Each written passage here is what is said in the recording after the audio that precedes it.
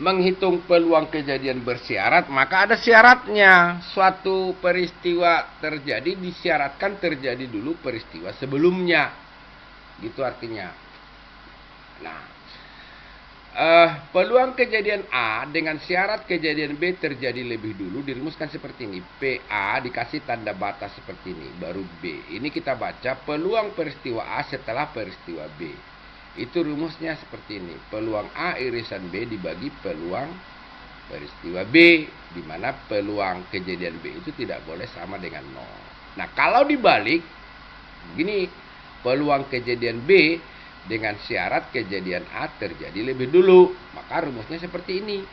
Peluang peristiwa B setelah kejadian A itu sama dengan peluang A irisan B dibagi peluang A, ya, sama dengan atau di mana peluang A tidak sama dengan 0. Itu rumusnya kalau menghitung peluang kejadian bersyarat. Nah, agar lebih dipahami, katakanlah ada contoh di sini. Oke. Misalnya 2 buah dadu bersisi 6 dilemparkan secara bersama sebanyak 1 kali, ya.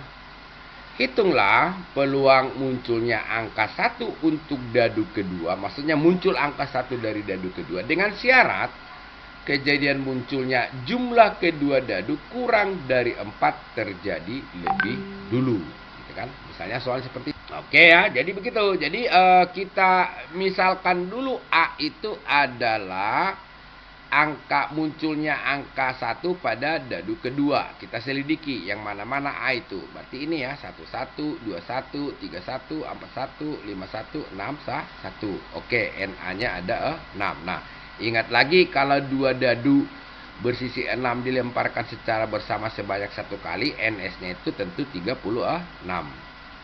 Sudah. Nah, sekarang B itu adalah jumlah kedua dadu kurang dari 4. Nah, dari yang 36 itu mana-mana yang jumlah kedua dadu kurang dari 4. Itu hanya ada 3 nih, ya. Maka B itu adalah 11 kalau dijumlahkan 2. 12 kalau dijumlahkan 3. 21 kalau dijumlahkan 3. Gitu kan? Enggak ada lagi. Berarti NB-nya ada di 3. Nah, sekarang setelah kita uraikan seperti itu, kita lihat di sana ternyata ada, ya, A sekaligus dia B, ya, atau ada B sekaligus dia A, yaitu A irisan B, yaitu angka 1 pada dadu kedua dan berjumlah kurang dari 4, yang ini 11 dan 21.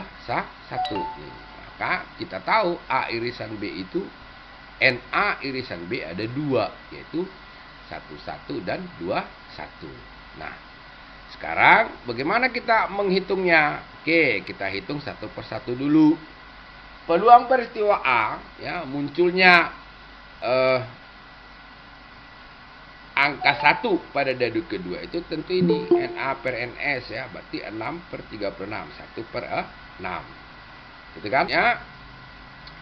Peluang B yaitu jumlah kedua dadu kurang dari 4 itu NB per NS, berarti 3 per 36 sama dengan 1 per 12. Nah, selanjutnya PA irisan B itu tentu NA irisan B dibagi NS, berarti 2 per 36 sama dengan 1 per 18. Sehingga karena yang ditanya di sana adalah, ya, hitunglah peluang munculnya angka 1 untuk dadu kedua dengan syarat kejadian munculnya jumlah kedua dadu kurang dari 4 terjadi lebih dulu. Maka kita menghitung PA setelah B, ya toh? Berarti rumusnya ini, PA irisan B dibagi PB. Nah, kita hitung PA irisan B itu ini 1 per 18 dibagi PB itu tadi 1 per 12. Berarti sama dengan, kita balik ya, 1 per 18 kali 12 per 1. Kita langsung bagi 6 saja nih. 12 bagi 6, 2 ya. 18 bagi 6 itu 3 ya. Dapatnya 2 per 3. Gitu ya. Peluang kejadian bersyarat namanya. Nah, kasus ini bisa dibalik juga pertanyaannya. Kalau pertanyaannya begini. Peluang munculnya jumlah kedua dadu sama kedua dadu bukan sama dengan 4 ya, kurang ya. Peluang munculnya jumlah kedua dadu itu kurang dari 4 ya. Bukan sama dengan ya. Dadu itu kedua dadu, sorry ya, bukan sama dengan, tetapi peluang munculnya jumlah kedua dadu kurang dari 4 ya. Kurang dari 4 ya. Dengan syarat munculnya angka 1 pada dadu kedua terjadi lebih dulu. Maka tinggal dibalik saja. Berarti yang ditanya itu adalah peluang peristiwa B setelah peristiwa A. Berarti sama dengan peluang A irisan B dibagi peluang A. Berarti peluang A irisan B tadi itu 1/18. Ya, peluang A itu 1/6 ya, sabar ya. Oke, kita lanjut lagi ya. Sorry ada telepon tadi. Oke, peluang munculnya jumlah kedua dadu kurang dari 4 tadi ya. Itu dengan syarat munculnya angka 1 pada dadu kedua terjadi lebih dulu. Berarti ini kan kebalikannya. Berarti yang ditanya itu peluang peristiwa B setelah peristiwa A. Berarti peluang A irisan B dibagi peluang A. Berarti peluang A irisan B tadi kita tahu 1/18. Hanya sekarang pembaginya bukan peluang B tetapi peluang A ya. Berarti dibagi 1/6 tadi peluang dari munculnya mata dadu 1 pada dadu kedua itu ya, yaitu 1/6. Berarti 1/18 dibagi 1/6 sama dengan 1/18 kali 6/1 ya. Kita bagi 6 isi 1, ini bagi 6 3, berarti 1/3 itu peluang kejadian bersyarat namanya. Peluang kejadian pada pengambilan contoh. Nah, ini bagian akhir dari peluang ya. Nah, dalam peluang kejadian pada pengambilan contoh ini juga ada 2 kondisi lagi, yaitu yang pertama pengambilan contoh dengan pengembalian. Yang kedua nanti pengambilan contoh dengan atau pengambilan contoh tanpa pengembalian, gitu kan? Nah, kalau kita lihat sebagai contoh misalnya, tahu kartu remi ya? Tahu ya? Tahukah tidak kartu remi? Enggak. Oh iya, penting kartu remi lah yang biasa bapak-bapak dong pakai itu main-main joker itu ya. Nah, itu misalnya itu dari seperangkat kartu remi akan diambil sebuah kartu sebanyak 2 kali secara berurutan. Nah, muncul pertanyaan, berapa peluang kejadian terambil kartu as pada pengambilan pertama dan pakai dan ya, dan kartu king pada pengambilan kedua kalau kartu yang telah diambil pada pengambilan pertama dikembalikan.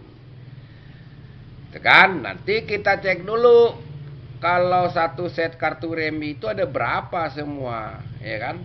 Nah, itu kalau kita hitung kan satu warna itu, misalnya warna Harten itu kan dia kan mulai dari angka 1 sampai angka 10 ya. 10 itu udah 10, berarti tambah jack ya, tambah queen ya, sama king. Nah, itu berarti 13. Jadi untuk Harten aja ada 13.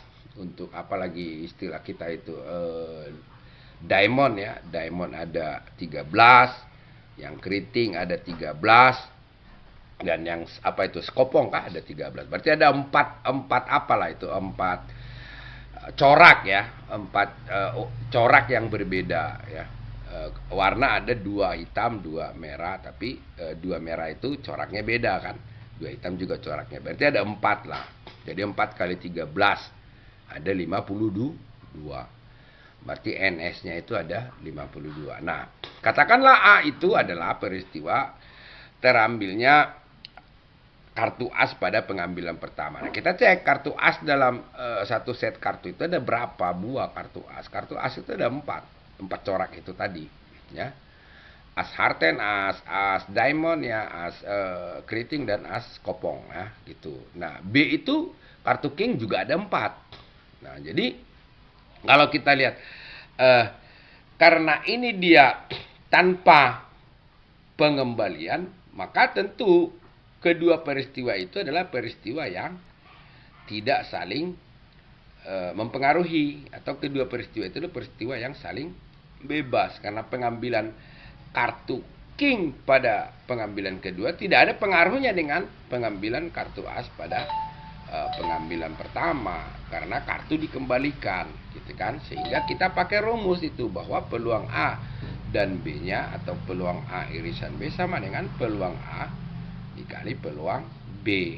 Nah kan, berarti NA dibagi NS kali NB dibagi NS. NA kita tadi itu adalah 4 ya, per NS 52, berarti 4 per 52 kali 4 per 52 sama dengan 1 per 13 kali 1 per 13 sama dengan 1 per 169.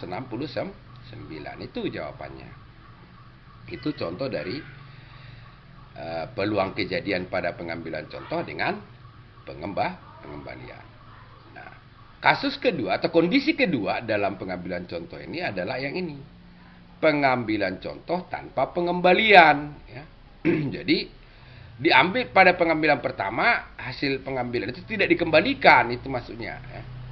Tidak dikembalikan ke tumpukan ruang contoh itu, atau tidak dikembalikan ke kartu itu, kalau ke kumpulan kartu itu, kalau ruang contohnya kartu. Nah, misalnya kasusnya sama, yaitu tentang satu set kartu remi, tetapi pertanyaannya berbeda. Dia begini, hitunglah peluang terambilnya kartu as pada pengambilan pertama dan terambilnya kartu king pada pengambilan kedua, di mana kartu yang diambil pada pengambilan pertama tidak dikembalikan, gitu kan? Nah, bagaimana kita menghitungnya? Kalau pengambilan contoh tanpa pengembalian, maka kita hitung. Kalau terambilnya kartu as pada pengambilan pertama nggak masalah, posisi kartu masih tetap.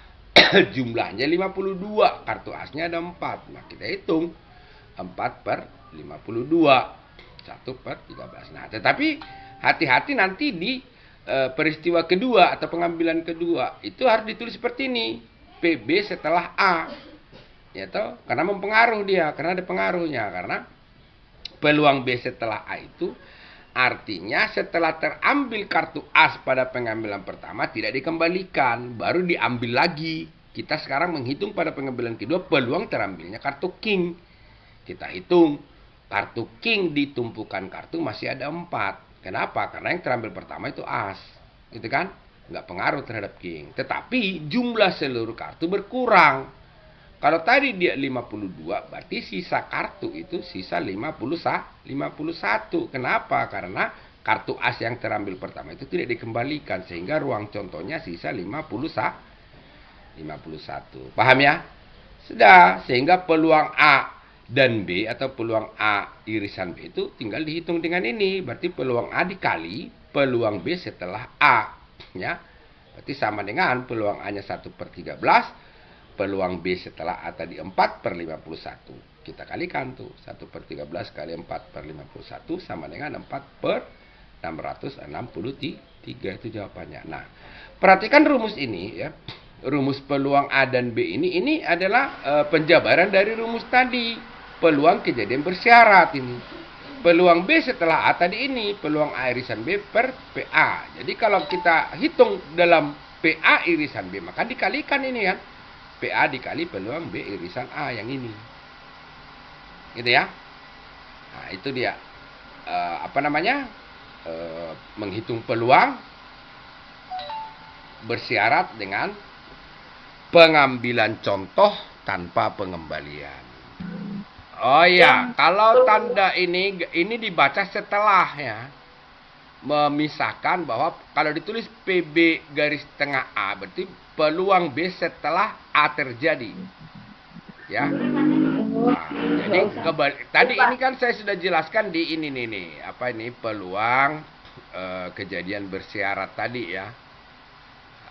Ini kan, ini ya. Nah, jadi PA garis tengah B itu dibaca peluang A setelah B. Di rumusnya PA irisan B dibagi PB. Tetapi kalau PB setelah A, maka PA irisan B dibagi PA. Gitu ya. Itu. syaratnya terjadi dulu peristiwa sebelumnya, itu maksudnya. Oke, kalau sudah paham, kita masuk ke contoh terakhir tentang peluang kejadian pengambilan contoh ini. Oke, misalnya ini ya. Oke, contohnya begini.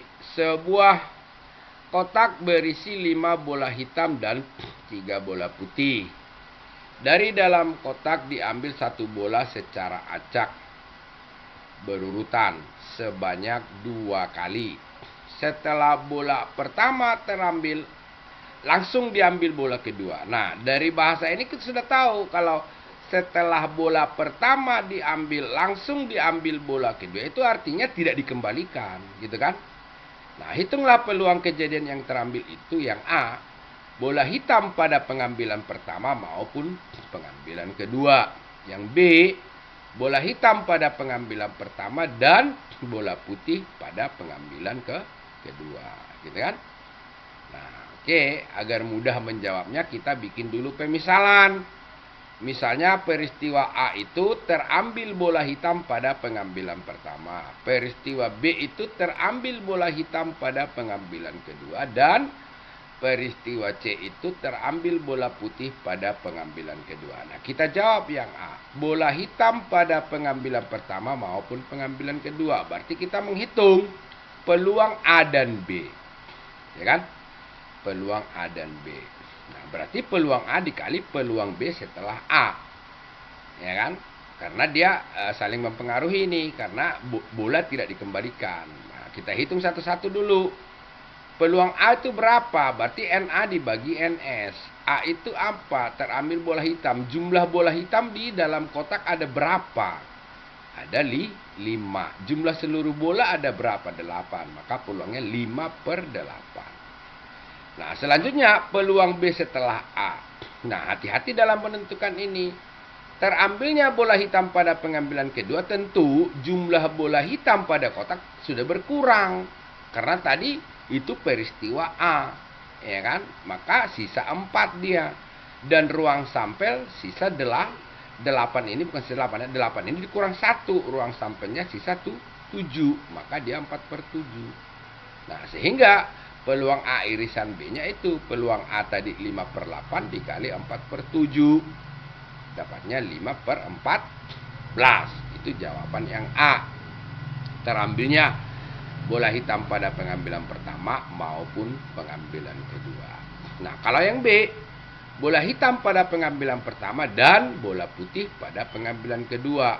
Oke, maka C tadi terambil bola putih pada pengambilan. Berarti yang kita menghitung peluang A dan C. Berarti mesti peluang A dikali peluang C setelah A. Nah, peluang A nggak masalah, tetap 5/8. Nah, nanti yang kita mesti selidiki peluang C setelah A. Oke, karena peluang C itu atau C itu adalah terambil bola putih pada pengambilan kedua. Nah, karena pertama adalah terambil bola hitam, maka tidak berpengaruh terhadap bola putih. Bola putih itu di dalam kotak tetap 3. Maka peluang C setelah itu tetap 3 Nah, hanya ruang sampelnya itu sudah kurang 1, sisa 7. Kenapa? Karena bola hitam sudah diambil pada pengambilan pertama. Maka peluang C setelah itu 3/7. Sehingga peluang A dan C-nya itu adalah 5/8 peluang A dikali 3/7 peluang C setelah A. Kita kalikan nih, 5 kali 3, 15. 8 kali 7, 56. Nah, begitu.